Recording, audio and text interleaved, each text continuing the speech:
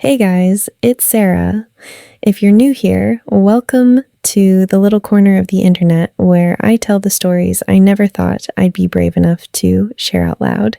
Hit subscribe, ring the bell, leave a comment so I know you're here, because these moments only feel real when I know you felt them too. And if you've been around for a while, you already know this one's different. This is the one I've been building up to since I started this channel.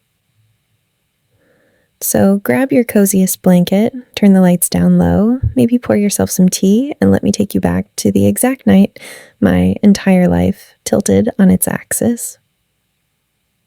It was the day I turned 18, technically the first few hours after midnight.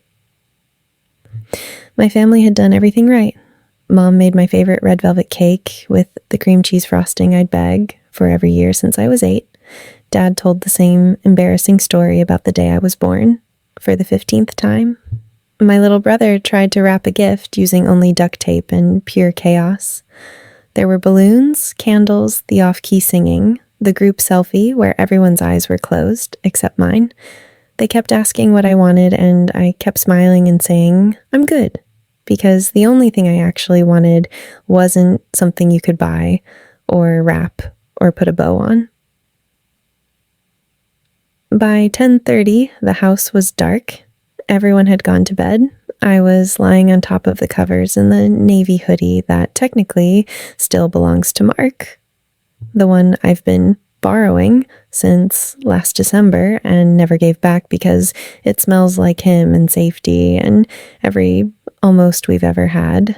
Staring at the ceiling fan going round and round like it was trying to hypnotize me into staying quiet one more night, but I couldn't. I kept replaying every single moment that led me here. The night I was 12 and showed up soaked from rain, crying over a ruined volcano project, and he opened the door without hesitation. The night I was 14 and my parents were screaming so loud I thought the walls would crack, and I ran here in unicorn pajamas, and he drove me around for 2 hours with the radio low until I fell asleep against the window. The night I was 15 and learned how to parallel park in his driveway while he stood on the curb cheering like I'd just won the Olympics. The summer I was 16 and got my first real job, and he picked me up every single shift because my car was in the shop and never once complained. The night I was 17 and cried into this exact hoodie after my prom date stood me up, and he made cinnamon rolls at midnight and let me fall asleep on his shoulder while the radio played something old and slow. Every memory felt like a breadcrumb leading me straight to tonight. Knew if I let another sunrise happen without saying it out loud, I would chicken out forever. I would find 1,000 reasons why I should stay quiet. One more day, one more month, one more year. So I did the most rational thing an 18-year-old with zero chill can do at 11 p.m. on her birthday. I slipped out the back door without turning on any lights, pulled the hood up, stuffed my hands in the pockets, and started walking. 3 blocks. No phone, no plan, just me, the cold night air biting my cheeks, and a heart that had finally decided tonight was the night. Got to his house and stopped dead on the sidewalk. The porch light was on, same as always, glowing like a lighthouse. The rest of the house was dark, except for the faintest spill of gold from the living room lamp leaking through the curtains. His truck was in the driveway. He was home. I stood there for 9 minutes and 37 seconds. I checked my watch later. I rehearsed everything I wanted to say about 1,000 different ways and hated every single version. I almost turned around 6 separate times. I counted to 10, then to 20, then to 100, trying to talk myself into knocking. And then, before I could overthink it one more time, the door opened on its own. Mark was standing there in sweatpants and a faded t-shirt, hair sticking up like he'd been dozing on the couch, eyes blinking sleepily against the porch light. He looked at me for one long heartbeat, and then his whole face softened in a way I will never ever forget. "Sarah?" His voice was low and raspy from sleep, gentle in that way that always made me feel safe. He leaned against the door frame, studying me like I was both the most expected and the most surprising thing he'd seen in years. "Why are you standing here? This late?" I opened my mouth and nothing came out for a second. Then everything came out at once. "I just turned 18, I said, the words tumbling over each other. And I didn't know if tomorrow would feel the same as tonight. I didn't want to wait another day or another hour or another minute. I've been carrying this for 2 years, and if I went back home right now, I'd talk myself out of it by morning. So I walked over, and I stood here like an idiot for 9 minutes and 37 seconds, trying to be brave enough to knock. And then the door just opened. He didn't laugh. He didn't tell me to go home and sleep it off. He didn't do anything except open the door wider and step aside.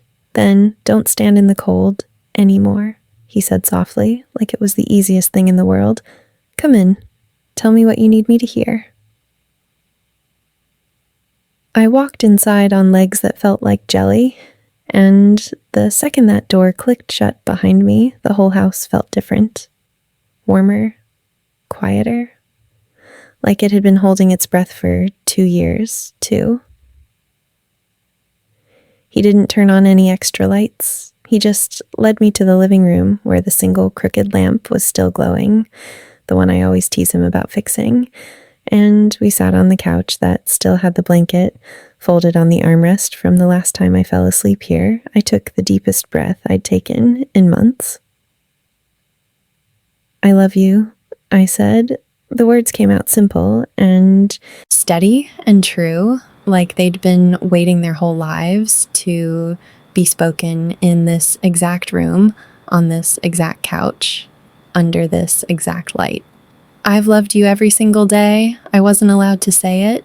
Through every borrowed hoodie and every almost touch, and every night I fell asleep on your couch, pretending it was enough. And I'm 18 now, Mark. And I'm tired of pretending I'm okay with just being the girl who visits. I want to be the girl who stays. If you want me to." The silence that followed wasn't empty. It was the fullest silence I've ever known. Mark looked at me for the longest moment of my life, eyes shining in the lamplight, and then he smiled, small, soft, like sunrise after the longest night. "I've loved you longer than I've known how to say," he whispered. "I was just waiting for the night you were brave enough to walk through my door and tell me."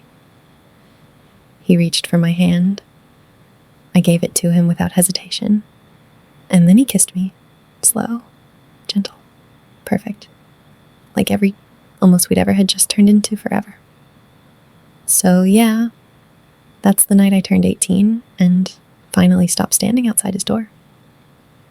Sometimes the bravest thing you can do is show up when it's late and cold and terrifying, and trust that the person on the other side has been waiting for you just as long.